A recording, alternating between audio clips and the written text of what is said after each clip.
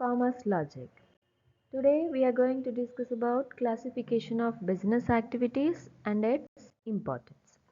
So today we are going to discuss about the business activity, and before going into this business activities, now let us discuss business in few words.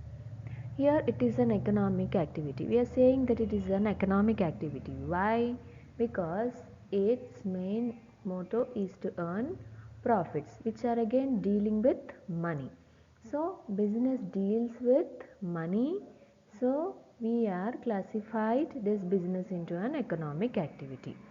Then the main motive of business is to earn profits and also to satisfy the customer needs.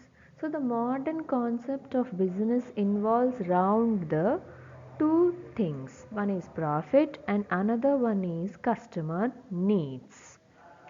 So this is all about business, and this is about why it is called as an economic activity. Then we'll see the concept of business now. What actually a concept of business? It is an organization that provides goods and services. Yes, to a community, which means a society, in exchange for money.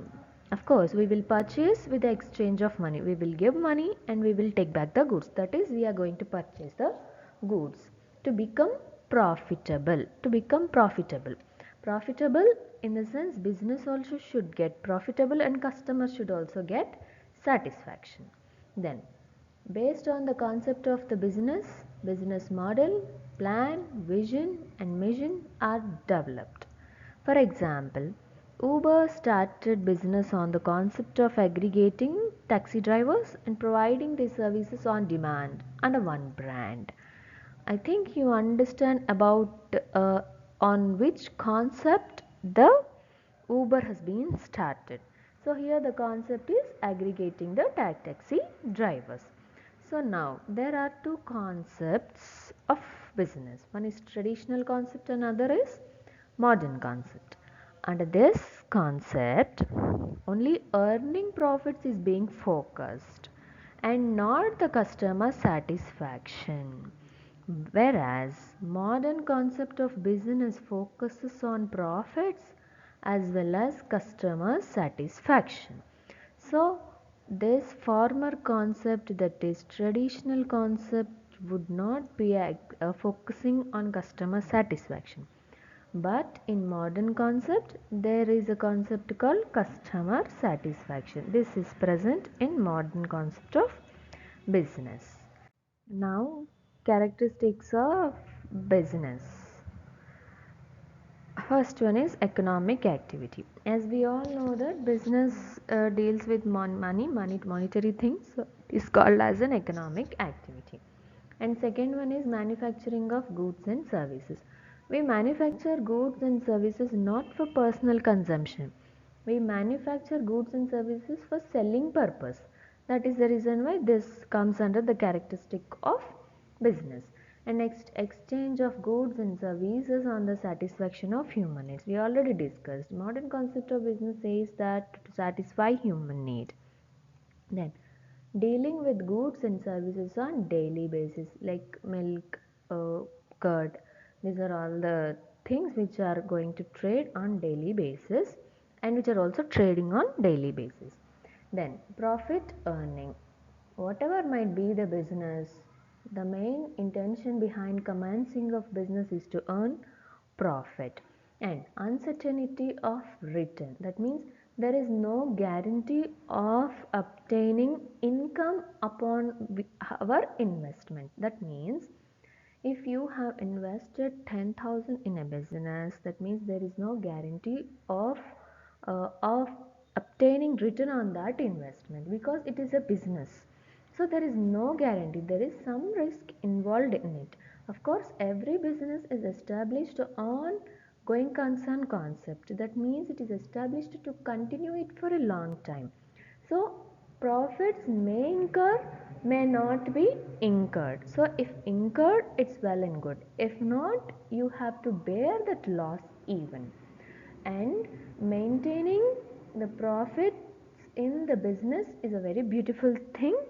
So managing uncertainty of the business is also to learn how to manage the tact.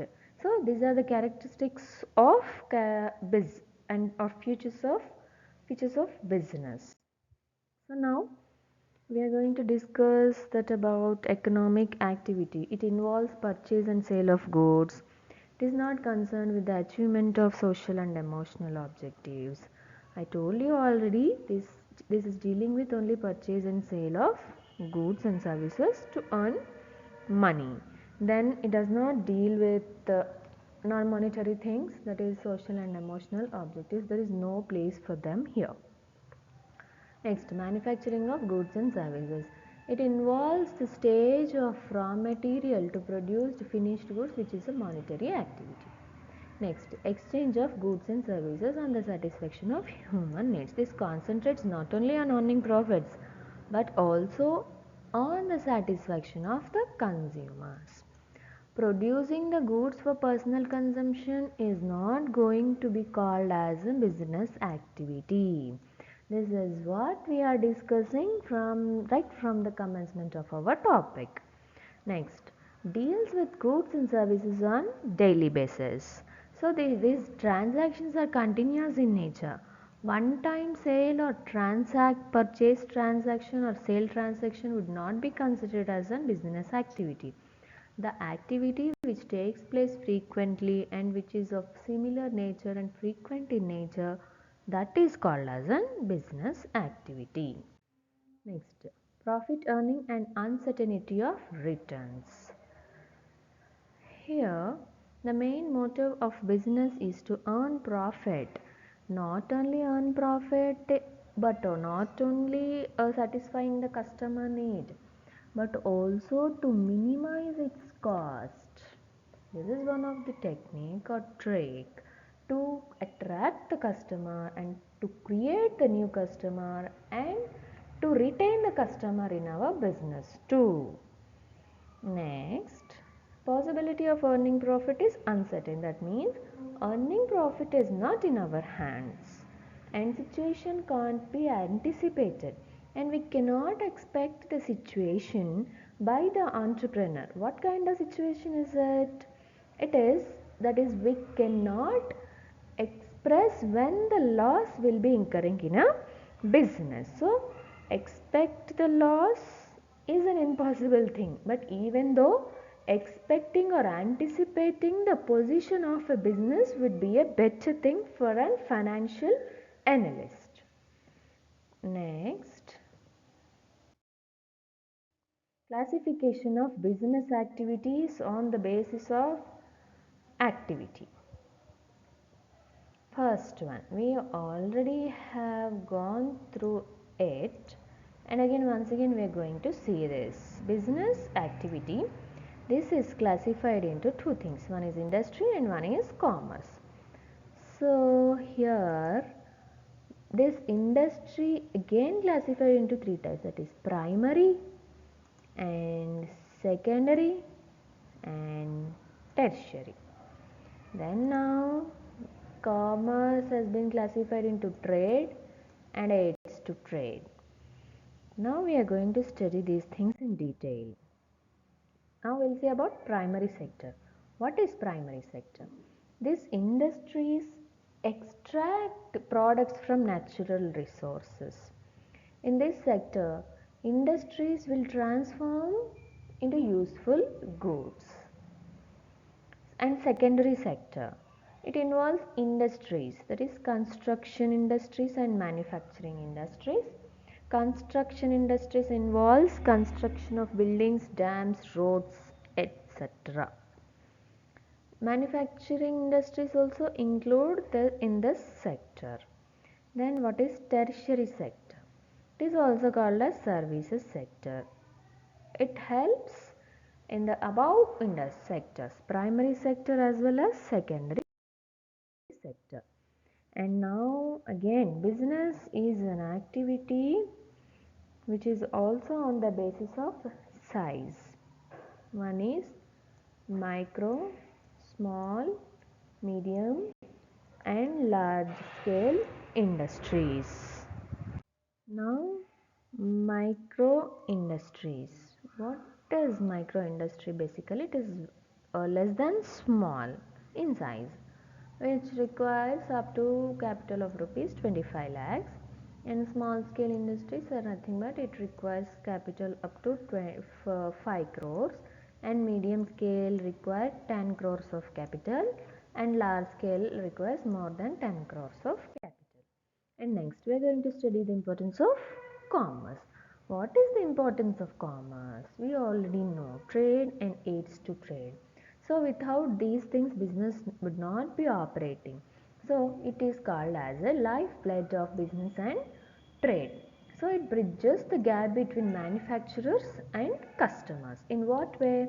Manufacturer produces, wholesaler helps, reseller helps, then finally it reaches to customer. So therefore it builds this activity of transferring one product from one place to another place would be bridging the gap between the manufacturers and customers. Next, fosters international trade, promotes international trade, helps in job creation. Of course, establishing more industries would be creating many jobs. Then resource allocation. We have already learnt about these resources. One is land, labor, capital and organization.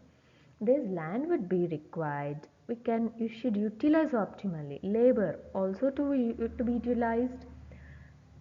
Capital which is required to commence a business. Organization is also to be required resource. So we have to know what allocation of right resources at the right time. So here lies the importance of commerce. Then we are going to deal with objectives of the business now. These are classified into 4 types: social objectives, economic objectives, human objectives and national objectives. What are economic objectives? As we already know, profit earning would be the primary objective of any business. It is called lifeblood of the business and creation of new customers. Then social objectives. The name itself is saying that it is going to see the welfare of the society. Fair wages to its employees and performing community services, production of supply of quality goods and reasonable services. So these are the different social objectives. Now we'll see about human objectives. Human objectives involves, this is within the organization. It relates to employees' well-being and satisfaction. An organization may take various recreation activities for employee retention, hiring and growth, company culture, and the change management. Next, national objectives. In this, the companies deal with how they are contributing to the country and how they are going to promote social justice, then how are going to create employment opportunities. I think you all have understood today's topic called classification of business and its activities. If you like it, subscribe my channel. Thank you so much for spending your valuable time on watching my channel. Thank you so much.